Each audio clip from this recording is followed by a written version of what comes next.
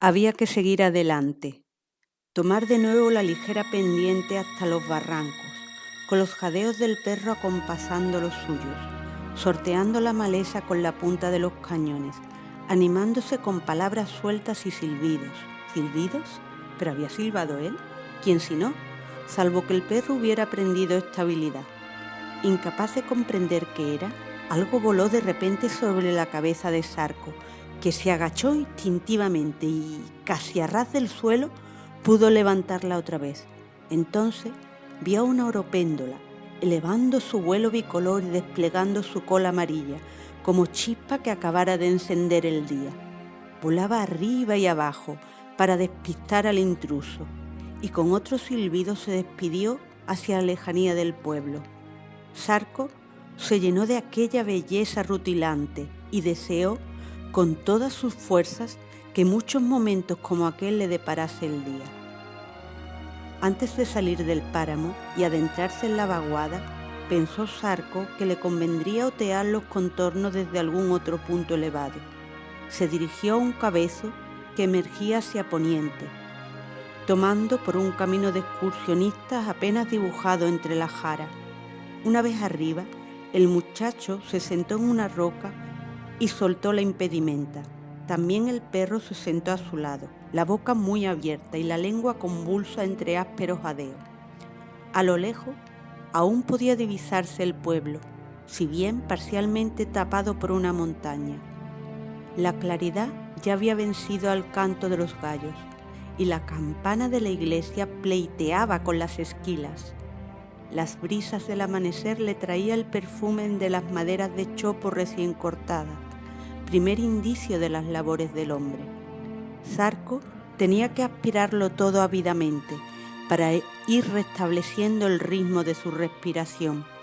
También cedía el acaloramiento de un ascenso tan apresurado, con lo que empezaba a sentir el frío de las primeras horas.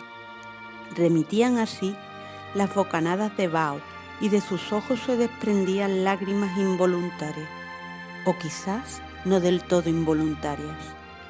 Dirigió la mirada a todo alrededor, esforzándose por descubrir signos de vida animal. Nada, a excepción de unos cuantos mirlos, algún petirrojo, jilgueros y otros pájaros comunes, ejercitando el vuelo. Ningún animal de tierra, lo que constituía una mala señal. En todo caso, había que seguir.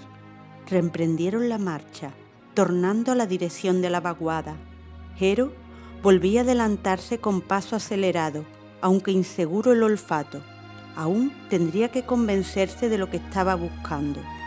En los últimos días, su amo no había hecho más que pasearlo por algunas posesiones del lobo, para que se le quedara bien grabada su ácido olor. Sarco estaba seguro de que la reacción de Jero, si daba con el rastro apetecido, sería inconfundible. A más que todo buen perro denota la cercanía de un lobo, o de un jabalí, no de la misma manera que ante una presa pequeña. Lo único que podía distraerle era su propia desazón, hecho un puro nervio como estaba el animal. Por lo demás, los caminos de cazadores, cada vez más tenues, constituían otro freno obligado.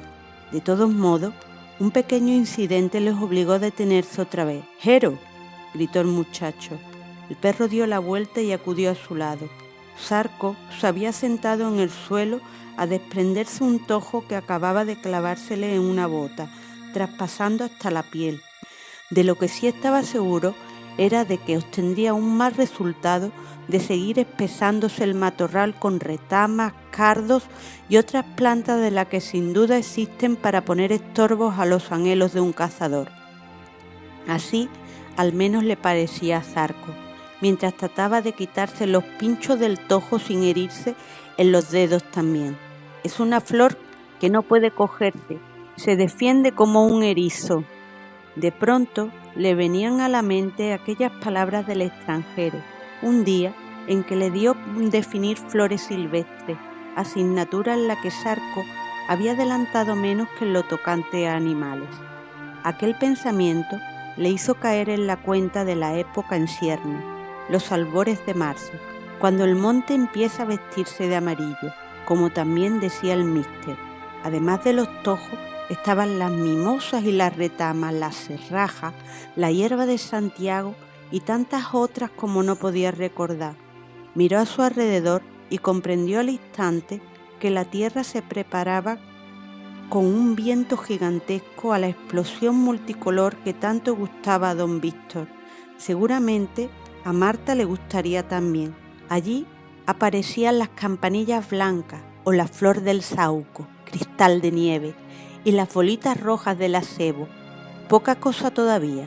A 1 o 2 meses todo se tornaría maravillosa alfombra, entre violetas y jacintos silvestres, cantuesos y no me olvides, menta y acedera, algo realmente impresionante que Zarco terminaba de imaginar, con lo que ya se veía sobre el recuerdo de primaveras anteriores.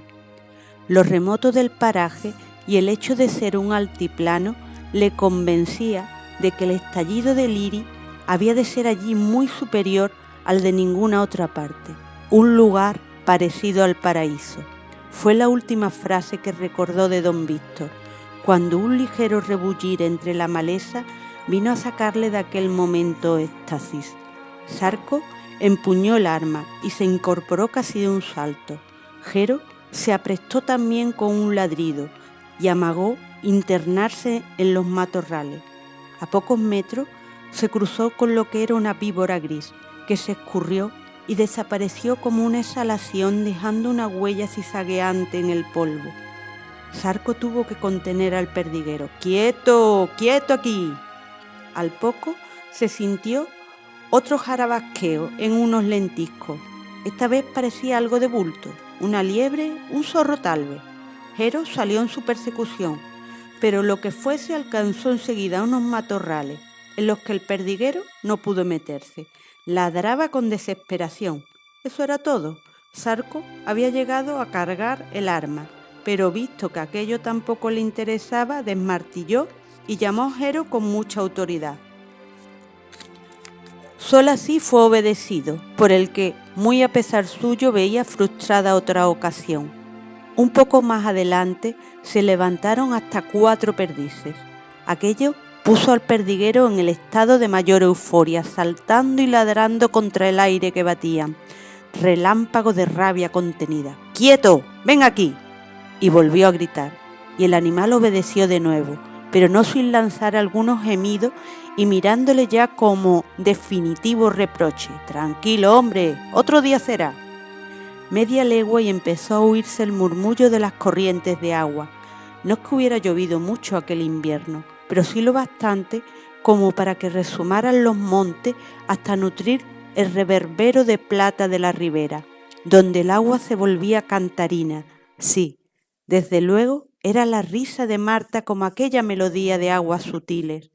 Quizás fueran aquellos ontanares los de mayor peligro, por las escarpaduras que de vez en cuando quebraban el terreno, volviéndolo poco menos que intransitable, a no ser para una musculatura recién entrenada, capaz de sortear abrojos y humedales, tomando apoyo en un arce pelado o agarrándose en las ramas de un avellano.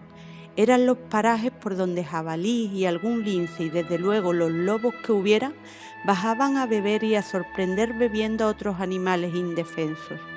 La hora, sin embargo, no era la más propicia, y esto llevó a Zarco a pensar en la conveniencia de otros derroteros. Volvió a la cornisa, sin nada, ningún indicio que justificara repetir la bajada ciertamente peligrosa. Por suerte, se encontró con una inesperada trocha que le llevaría poco a poco faldeando y desapareciendo en muchas ocasiones hasta otras cimas que no recordaba. Desde allá arriba volvería a valorar la situación. Necesitaría situarse de nuevo y principalmente localizar el Robredal, que desde hacía un rato se había impuesto en su imaginación como el lugar más favorable a su objetivo. Bien lejos debía quedar aún, pero ante todo, ¿en qué dirección? Fijándose un poco más, parecía aquel un antiguo camino de contrabandista, pues hacía rato que se había vuelto impracticable para las bestias. De ser así, a buen seguro que acabaría topándose con algún refugio, enseñoreado por las alimañas. No le vendría mal, llegado el caso de tener que pasar la noche en el monte. Incluso tendría que ir pensando en acopiar leña, todo menos volver de vacío. Ahora ascendía de nuevo, más bien trepaba, pero el cansancio, el sol de marzo sobre sus espaldas y la altura obligaban a parar de vez en cuando, otear y echar un trago. Aún tardaron como media hora en ganar la nueva cumbre. Sarco se desprendió de todo peso e hinchó los pulmones. Efectivamente, el Robredal quedaba a más de una legua, un poco hacia el oeste, y ahora sí reconocía el paraje al que había ascendido por el lado contrario del que habitualmente seguían los pocos excursionistas que se internaban tanto. El objetivo no podía ser otro que el de alcanzar el punto más elevado de aquella serranía, donde el aire se volvía tan sutil y tan claro que podía divisarse más de media provincia en declive hacia el mar. De este, solo un espejismo entre remotas brumas azules. A Sarco le pareció descubrir el mundo en aquel instante. ¿Del paraíso hablaban sus últimos pensamientos? Hasta el gorjeo de los pájaros se escuchaba con tal nitidez que bien pudieran ser los primeros sonidos de la creación. Las diferentes masas arbóreas, el aire templado, el sol arriba, la incipiente floración primaveral, los arroyos afluyendo a la umbría, todo invitaba a sentirse en la hermosa soledad del primer hombre, subrayada por la fiel compañía del perro. Solo faltaba la súbita aparición de la mujer, Marta, sin duda, suponiendo que ella se prestara a refundar con él la humanidad.